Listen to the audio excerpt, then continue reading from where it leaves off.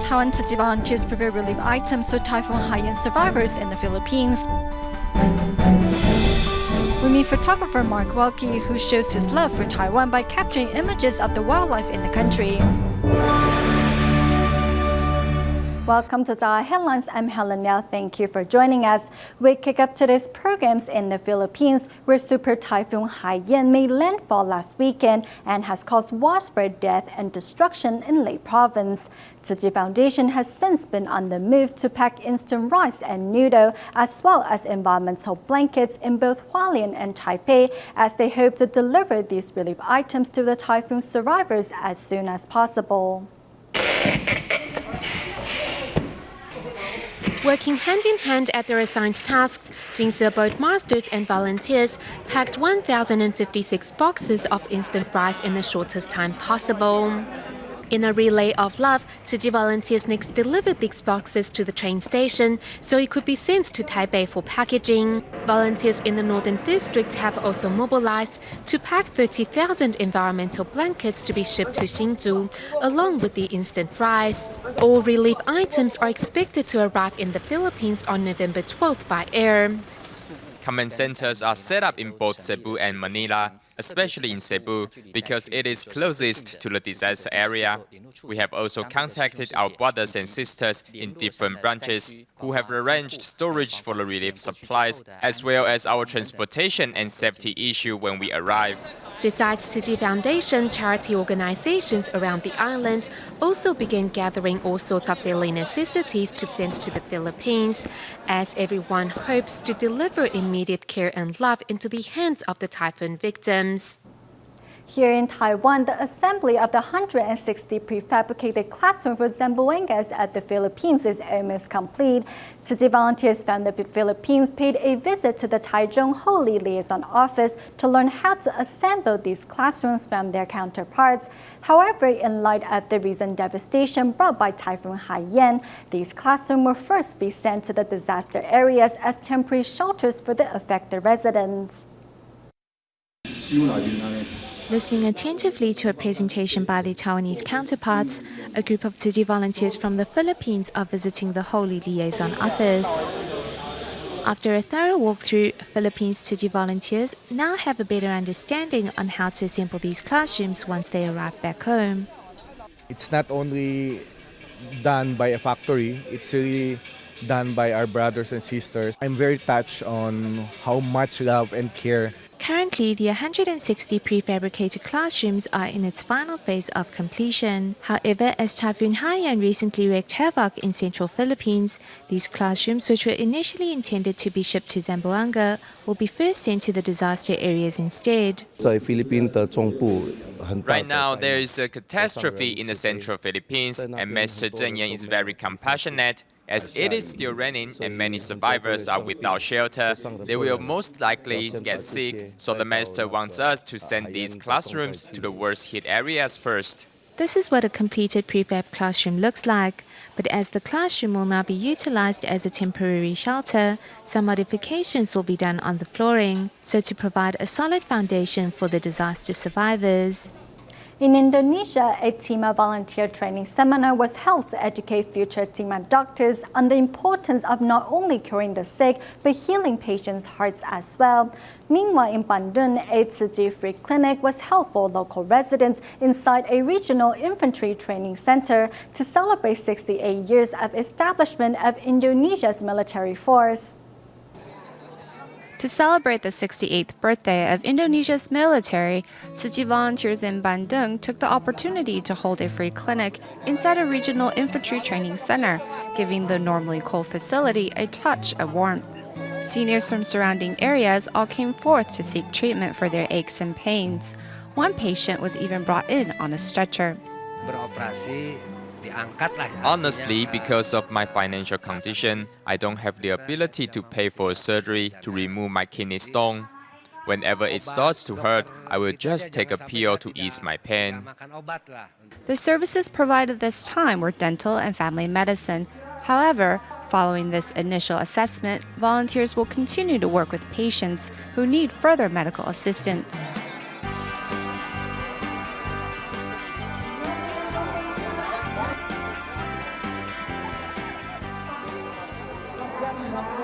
Meanwhile, to cultivate more medical personnel to help the needy, in northern Jakarta's Pantai Indah Kaput, a TIMA volunteer training seminar was held, where over 30 medical staff are in training to be TIMA members. This feeling is wonderful. Tzu Chi has taught me to give without asking what's in it for me and also to do good deeds. Through participation in different charity organizations, we can be more involved in our community. Not only safeguarding their patients' health, TIMA members also need a compassionate heart in order to fix the physical and emotional problems of the sick and poor. Since 2002, Brisbane TIMA in Australia has been holding free clinics to help the sick and poor. In 2007, the team was joined by dentist Shi Bingbing. Over the years, she has been hoping to bring the Tzu Chi free clinic to her hometown of Perth. After more than a year's preparation, she was finally able to fulfill her dream. Regardless of their background or race, at the Tzu Chi Free Dental Clinic in Perth, Australia, everyone is treated equally and with respect. The first thing they ask us is, how much is the treatment? I think the free clinic is different because it focuses on helping those in greater need and is not about money. I feel more comfortable here. So you're happy? Yes. As complicated dental work is not covered by the local healthcare system, residents with limited income often can't afford to see a dentist. To help, Perth TIMA Dr. Shi Bingbing has decided to organize a free dental clinic here in her hometown. She says she has been a part of Brisbane TIMA for years, and the experience gained during that time helped her put together today's clinic. I was able to join the Brisbane team and be part of a project that really does make a difference in the community that I thought, no, that's it. This is what I want to do. Inspired by Shi's dedication to help the needy, two dentists travel from Brisbane to Perth to show their support. As it is Tzu Chi's first free dental clinic in Perth, volunteers and doctors worked hand in hand to set up the venue. I feel great, and I'm very glad that I volunteered the practice and my time for the dental fair. To see the people today, just 'cause you know that they're people who are really desperate for help. It's good to be able to help that particular group of people because they can't really find that treatment anywhere else. Thanks to the love of these dentists and the support from volunteers, Tzu Chi's first free dental clinic in Perth ends on a perfect note, with patients going home with a brighter smile. Next, we meet Darling Tzu Chi Hospital Colorectal Surgery Department Director Xu Dawen, who began his medical career as a resident physician and later went on to become an attending doctor. However, during his 10-year term, Xu left his post to learn the then new laparoscopic surgery technique. Having to start all over again was not an easy journey for Xu, but one that brought unexpected bounties. Performing a laparoscopic colorectal surgery is like finding your way through a maze.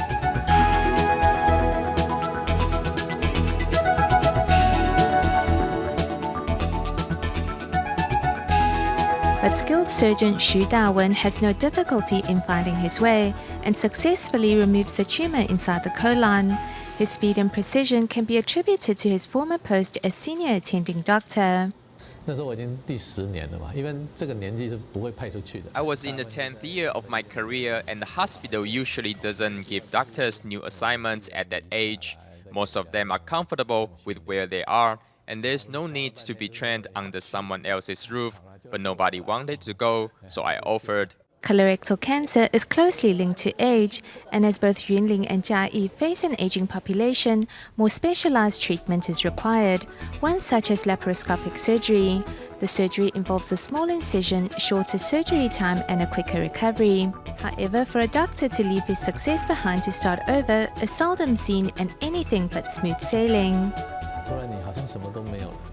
It was as if you lost everything and you are back to being on call with a bunch of young doctors who haven't slept for days. Before, you were an attending doctor who had many people follow wherever you went, but now you have a resident doctor who's 12 years younger than you, telling you what to do. It was a very difficult adjustment.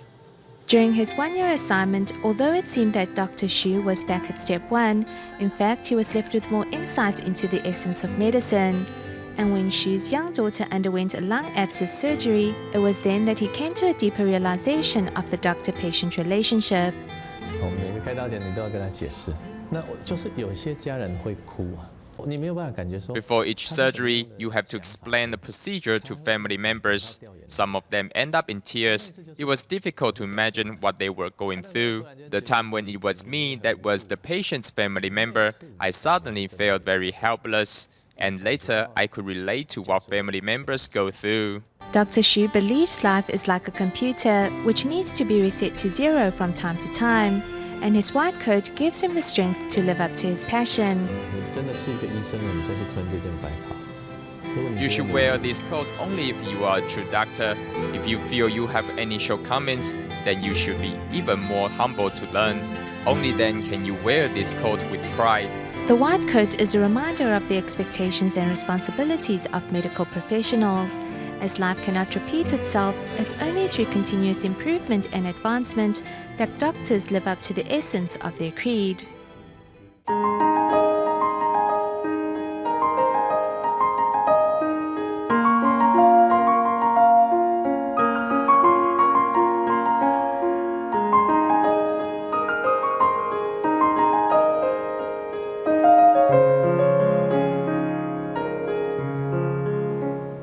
Beginning today, in a new series of feature reports, we meet some foreigners who have fallen in love with Taiwan for different reasons. In the first of our report, we take a look at the story of Mark Wilkie, a wildlife photographer from South Africa, who now lives in Hualien County due to the large variety of birds to be found there. Flashes of lightning over Kending's iconic Dajianshi. I want to share more about the beauty of Taiwan and the amazing biodiversity in Taiwan. In the editing process, use what they filmed to tell the story about how amazing Taiwan is.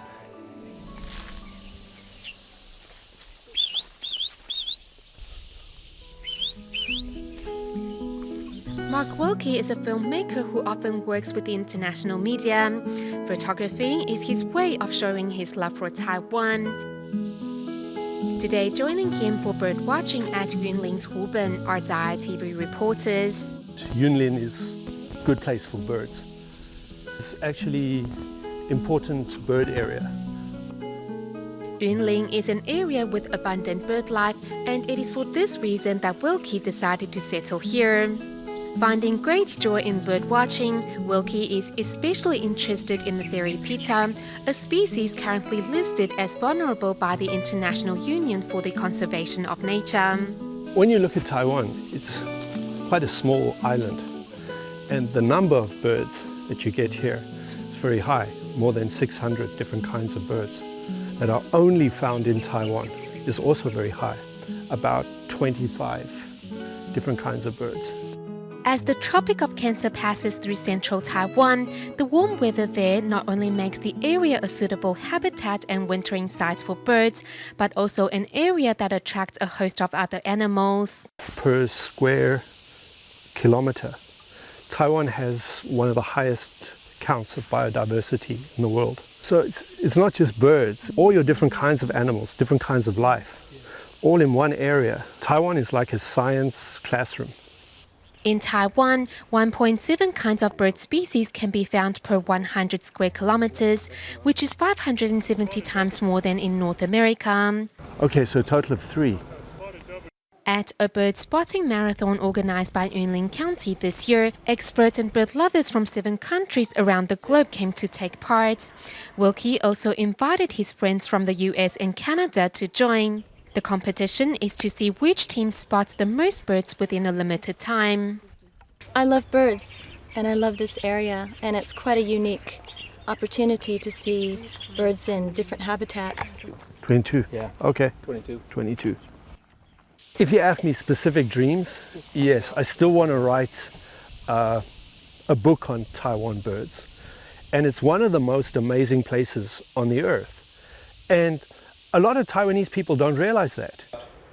What is travel And why do we travel? Okay, so let's talk about... Today, Mark Wilkie is also a teacher at the National Yunlin University of Science and Technology, where he teaches English for tourism and often chats to students about Taiwan. You can tell them about the environment. You can tell them about good things in Taiwan. It's nice to be able to do that. Having lived in Taiwan for some 11 years now, Mark Wilkie's love for the country has only grown over the years. To him, the island is always full of surprises. I'm living my dream. I like the lifestyle here. Home is where your heart is.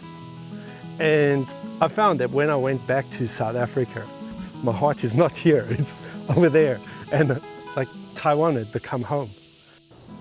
In Taiwan, university students' misbehavior in and out of classes has been making the news headlines often, leading parents and educators to wonder if there needs to be a refocus on character education. Next, we take a closer look on how Tzu Chi Elementary School is doing just that by teaching good morals and habit through its Tzu Chi classes. Here at the university in Taipei, students often pass by without saying hello to their teachers, something that concerns Professor Taipei. Students should be more polite to their teachers or anyone else they meet. For what I have seen over the years, I am surprised that most of them don't show the good habits they were taught in elementary school. I am not sure if they are too shy to exchange greetings or what. Most of them just seem indifferent to people. Sadly, such a situation are commonplace in today's universities. From news reports of students in Taiwan's best university dozing off at their school's opening ceremony, it seems obvious that students' moral education here in Taiwan is in need of an overhaul. We are tired of warning our students not to talk during class, use their smartphones, or vandalize the desks. These are the very things that they should have learned not to do in elementary school, but they still do whatever they want after they become a university student. Recently, some misconduct has raised more than a few eyebrows. Some said that to address this problem, educational reform should not only focus on the improvement of the educational policies, but also on the restoration of respect for teachers. Here at Hualien's Tzu Chi Elementary School, third graders are practicing for their tea ceremony. Despite their age, they've already learned to move and talk in a peaceful and respectful manner. Through the tea ceremony, these youngsters acquire spiritual fulfillment and inspiration. Through this event, I learned to respect and cherish the food we have. Through Tzu Chi's signature humanitarianism and classes, these students will grow up with good virtues and moral habits. Our Jingsi Tea ceremony aims to develop the children's behavior and conduct. We hope each one of them will become a polite and well-behaved individual and carry on that behavior and practice as they grow up. With Taiwanese society highlighting the importance of academic achievement, schools and families should still not forget to teach the lessons of character education and personal cultivation to ensure that children grow up right. Moving to Malaysia, Malacca Tzu Chi volunteers organized a New Shoe Scholarship Award ceremony on November 3rd to honor local students' academic excellence. The recipients also seized the opportunity to express their love to their parents. He saved $15 for my birthday. Unfortunately, he couldn't wait until that day, and now he's gone. Hearing his father talk about his younger brother, Li Minghong is in tears. I'm not as thoughtful as my younger brother. He always thought about me, my dad, and my mom first. Li Minghe passed away in a car accident. But before his untimely passing, his filial piety not only won him a Tzu Chi scholarship, but also inspired his older brother to fulfill his filial duties on his behalf. I do my best to help them with the household chores and be an obedient child. I do whatever I can to lessen their burden. Despite being young, Lin Anni tries her best to fulfill her filial duties as well. My parents asked me to study hard so I can get good grades and learn lots of things. She is my eldest child and often helps me look after her 5 siblings. It's not easy for her to find time to read, so I'm happy that she can still manage her studies and find improvement. Because my mom helps me as well, such as paying my tuition. When I was sick, she came to school to pick me up and help me with everything.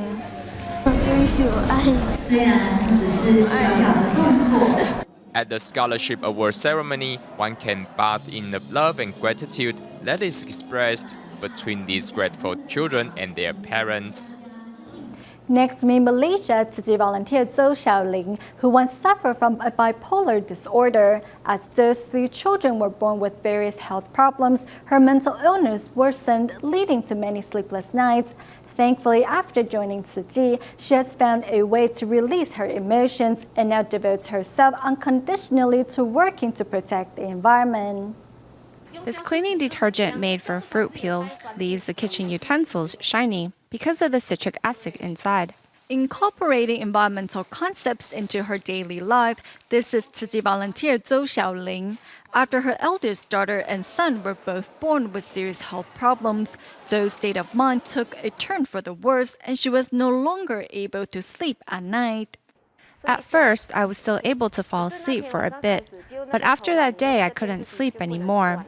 I knew that I was really tired, but my brain wouldn't shut off. I decided to seek help from a doctor after a week of sleepless nights. Unfortunately, Zhou's condition worsened after the birth of her 3rd child, and she couldn't sleep soundly for a whole year. Seeing his wife in such difficult straits, Zhou Xiaoling's husband, who was ready to become a Tzu, decided to stay behind to accompany her. I think with Tzu Chi sisters accompanying her, her condition will definitely improve. The sisters are always willing to listen to her problems. I'm very thankful to Tzu Chi for giving my wife the opportunity to contribute her share and do something meaningful with her life. I am also a mother, and I have a child that brought me a lot of trouble years ago. That's why I know how she feels, and I want to be there for her. With encouragement from her family and her fellow compatriots, Zhou started to devote herself to environmentalism. Soon after, Zhou Xiaoling rediscovered her purpose in life. Master Zhen Yan always tells us that everything happens for a reason. I also tell myself that the Tzu Chi path is what I have been looking for. Everything that has happened in my life was meant to be, and those incidents have bonded me with Tzu Chi. Thanks to Tzu Chi, Zhou Xiaoling has overcome her mental illness. And in the years to come, Zhou promises to continue contributing her share to protecting our Mother Earth. We go back to Taiwan at the end of the show. New Taipei City Tzu Chi volunteers held a free clinic in Sanji District to safeguard the health of local residents. The event was also joined by an exchange student from China who says helping others is a good way to give back to society. We'll leave you with these images. Thank you for watching DaAi Headlines. Goodbye.